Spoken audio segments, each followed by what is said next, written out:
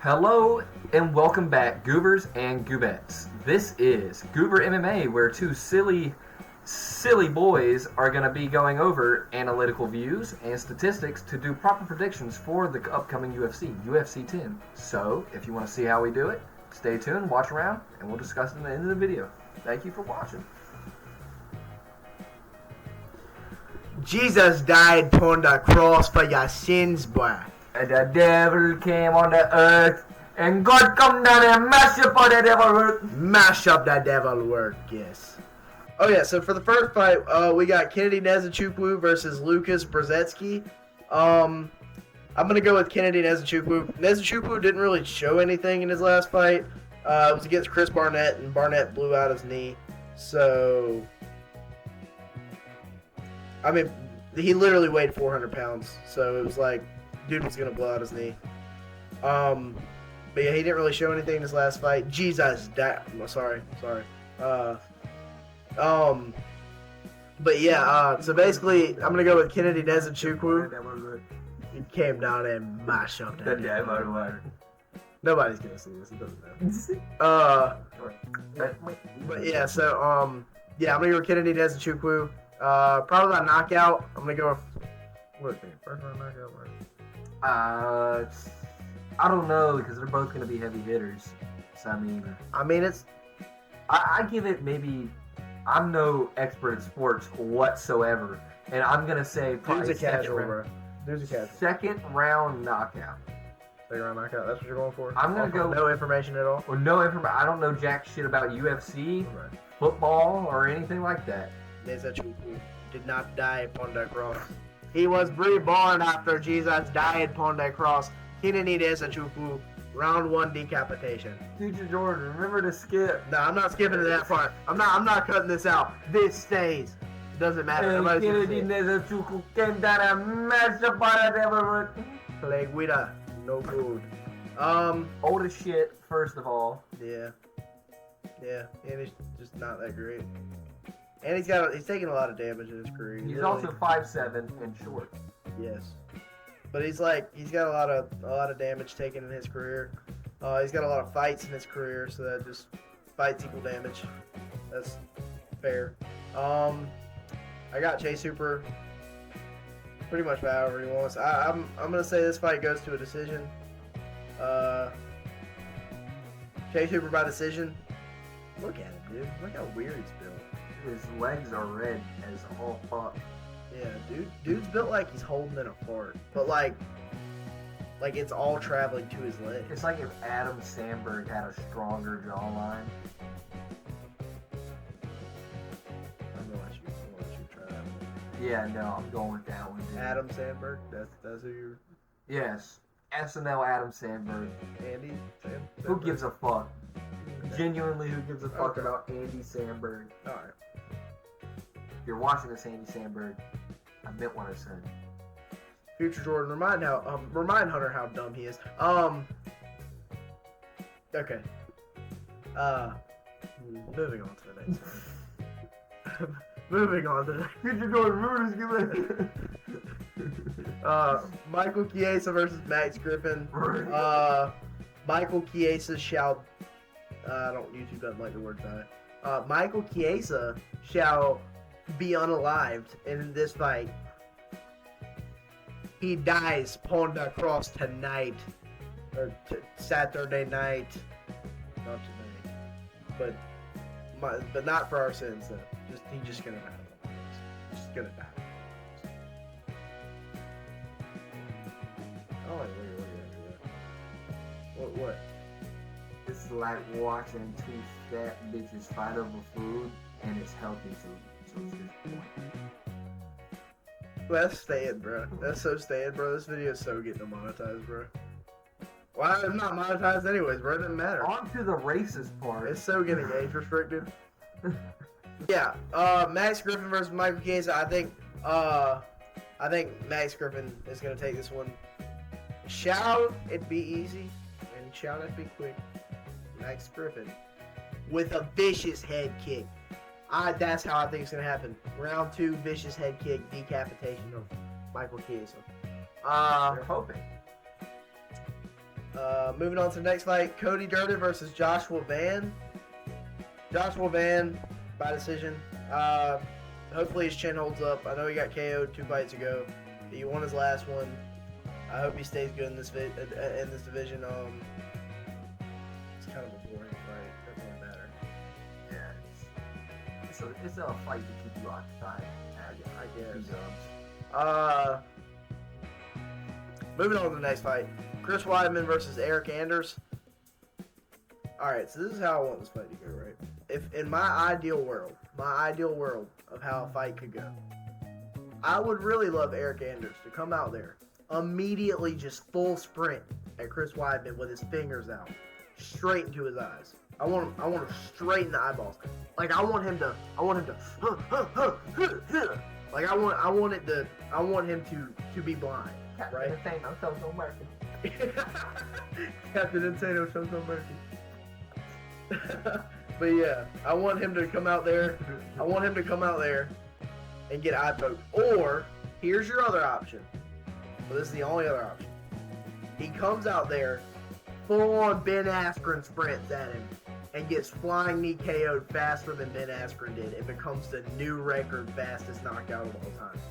Those are the only 2 acceptable options. Anything other than that will not be accepted at the front door. You will be turned away. So, I'm going to go with Eric Anders by knockout, by clean, vicious knockout. And Eric Anders by eye poke disqualification. I want him to throw 100 eye pokes, as many as he can. As many eye pokes as Eric Anders can. I want him to put it in Chris Weidman's eyes. Alright, moving on. Moving on to the next fight. The main card. Randy Brown versus Brian Battle. Now. What was that? What was that?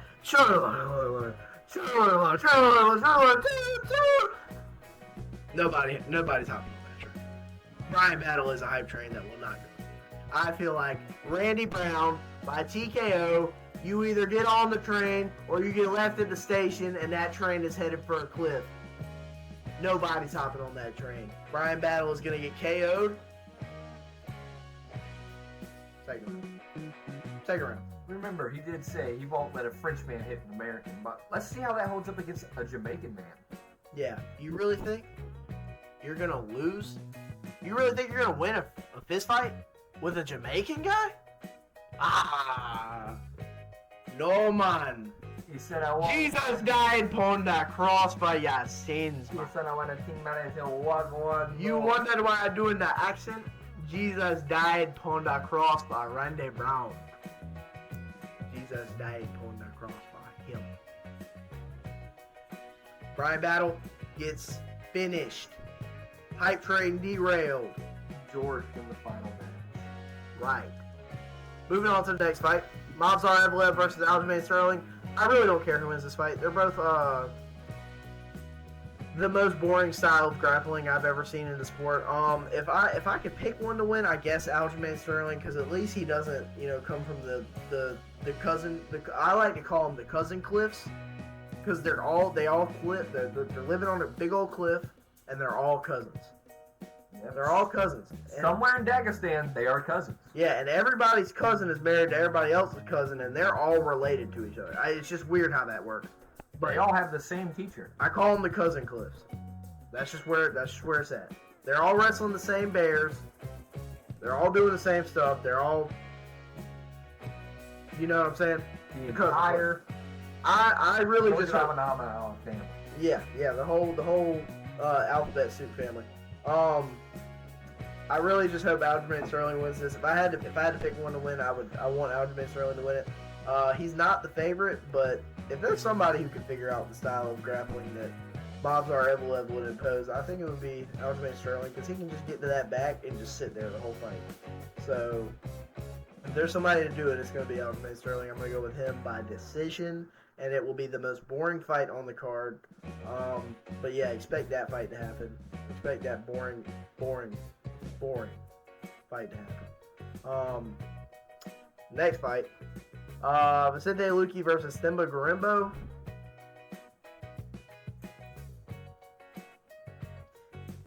See, everything tells you, right?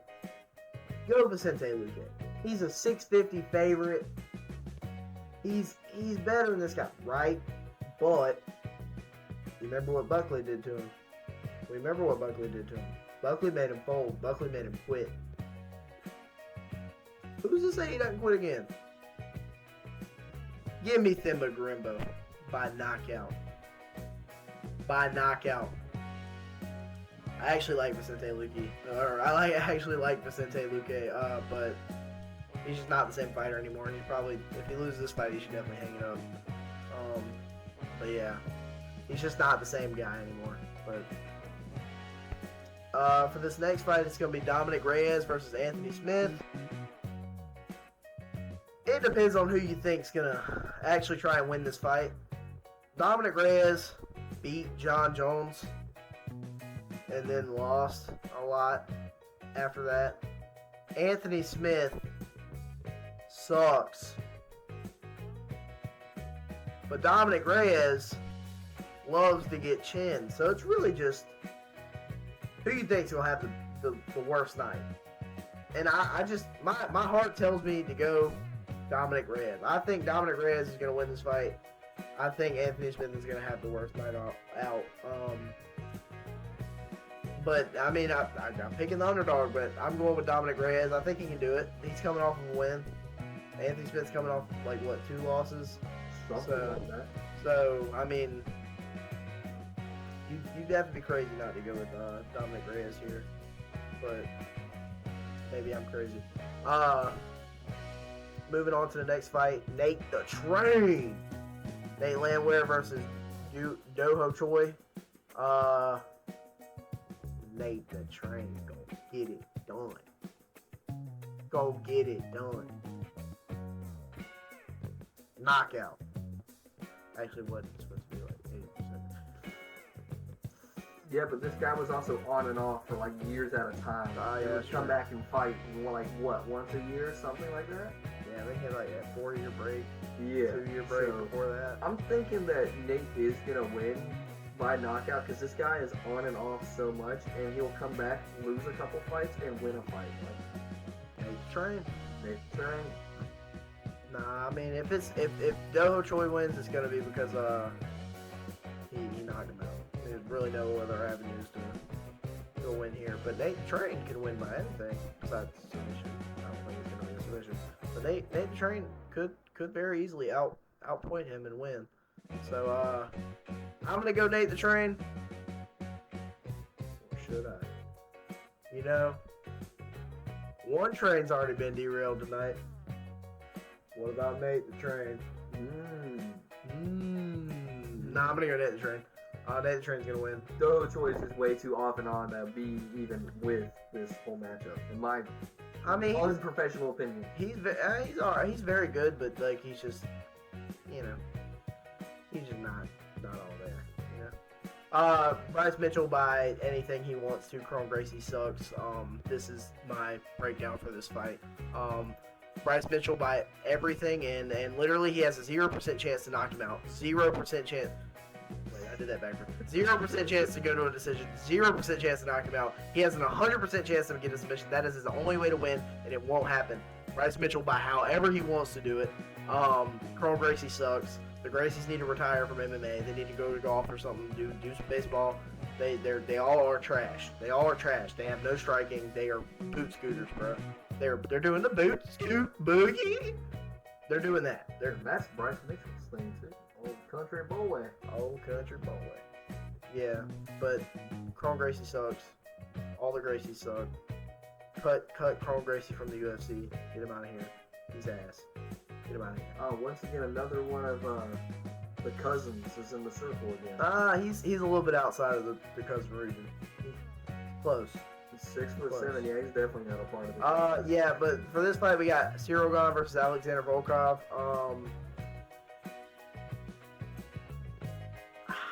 It's hard to pick against Cyril Gane, right? But we just saw Volkov outpoint Pavlovich, who was outside of Tom Aspinall, the second scariest guy in the division. And he just sat right outside of range and just pointed him. But he's not going to be able to do that against Cyril Gane. But we also know that Cyril Gane got submitted in the first round against John Jones. And Volkov has some serious ground game. So, I mean, what? Depends on whether they pay Cyril Gane to take a loss or not, really. Because if his takedown defense is anywhere near the Jones fight, then you... Actually, I'm going to go Volkov. Because I just remembered Cyril Gane's been filming a Netflix movie. He has not been doing fighting. I'm going to go Volkov by... I don't think it'll be... Maybe a submission. Yeah, I'm going to go Volkov by submission. Round... They're not going to let it happen in round 1. The refs will make sure that doesn't happen. Because then you have the case of Alexander Volkov is as good as John Jones, who is the active champion. And they don't want that. So they're going to give it a second or third round submission. Second or third round submission, that's how the UFC script is going to be. It's not as unscripted, but they're going to script this fight. Because he's actively affecting the legacy of John Jones at the moment. And that is their cash cow. So they're going to make him look better to make Jones look better because Jones beat him so fast. But it's going to be actually, they might make him win. They might make him beat Alexander Volkov. Because Alexander Volkov beat Pavlovich, and outside of Tom Aspinall, Pavlovich was the scariest guy. And if Cyril Gane beats Alexander Volkov, then that means John Jones could have beat Pavlovich. So they're probably... Cyril Gane's going to win this fight. Cyril Gane's going to win this fight. We're going to see... Cyril Gane's going to win this fight by punches. knockout. Cyril Gane's going to win this fight by first round knockout. That's exactly what I'm predicting. That is exactly what's going to happen. I'm going off the UFC script. If I had to pick one to win an actual skill-for-skill fight, I'd pick Alexander Volkov. But I just don't believe the UFC is going to let that. Yep. I agree with you, but I also want to go for the Russian. I'm going to root for the Russian, even though I know how it's going to be. You pick the Russian, I'll pick Cyril Gane, and hopefully you win. But that's what I'm also hoping. Shavkat Rakhmonov versus Ian Machado Gary. Shavkat by way of not being a cuck.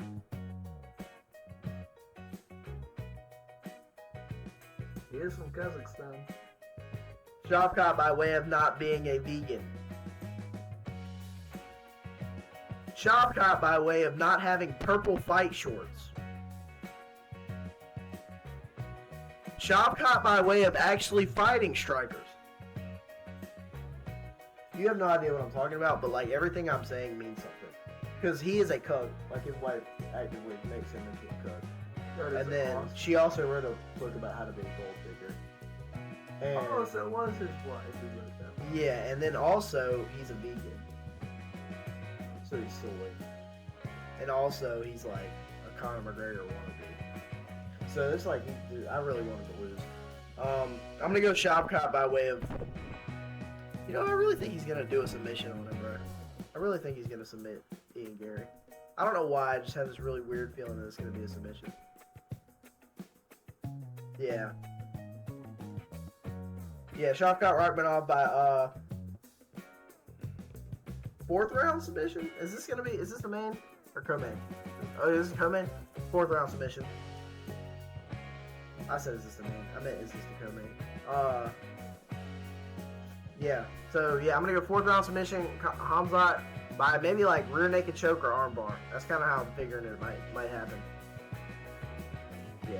Rear naked choke or armbar. Next fight, Alexander Pantoja versus Kai Asakura. Alexander Pantoja is going to win this fight. It shouldn't be as close odds-wise as it is. Make some money off of Alexander Pantoja this fight. If you're going to bet, make some money that he wins. Just that he wins. Not even that he wins by decision or knockout. Just bet that he wins. Because it could even be by disqualification, because where this guy comes from, they allow grounded knees and stuff like that. So if dude just like reverts to factory settings and accidentally knees Pantoja in the face on the ground, it could end in disqualification. So this guy's coming from another fighting organization. He was a champion of another fighting organization, and he's fighting the champion in the UFC. Like straight, his first fight in the UFC, he's fighting the champion. And so dude comes from the place he was champion at. Is like, no wonder they don't got no stats. Yeah. Dude comes from Asakura. But Ana Sakatawa. you're gonna make me look this Continue. 3, 2. But yeah, so if you want to make some money, bet on Pantoja to win. Because I bet you every path leads back to Pantoja winning. Unless somehow dude gets a knockout. But all dude's knockouts come from on the ground. Like, ground and pound is just illegal in the UFC. So if he decides that he wants to revert to factory settings and just start landing some, well, 12 to 6 elbows are legal. But like some grounded knees to the head or something like that, he's going to get thrown out pretty quick. And then, dude's veins on his legs are crazy. Yep, that's how it is in Japan. What the hell? So a lot of the Japanese people get around using bicycles and they walk everywhere. So that's how every Japanese person's legs looks. Believe me, I've seen a grandma with calves that almost like that, hiking a mountain. Neither do You would be scared staring at grandma's calves, bro. Damn right. Hey, when in Japan. Hey. But yeah, I'm gonna go with Alexander Pantoja by just being a better fighter. I guess I don't know. He's short as shit too. This is flyweight. They're so small. But this dude's like a big small. Dude's big for his weight class. Like, dude, I was saying was small earlier. He's like small. He's not very muscular. Not very strong. You gotta be really strong if you're gonna be short in the shortest weight class. But he's just not.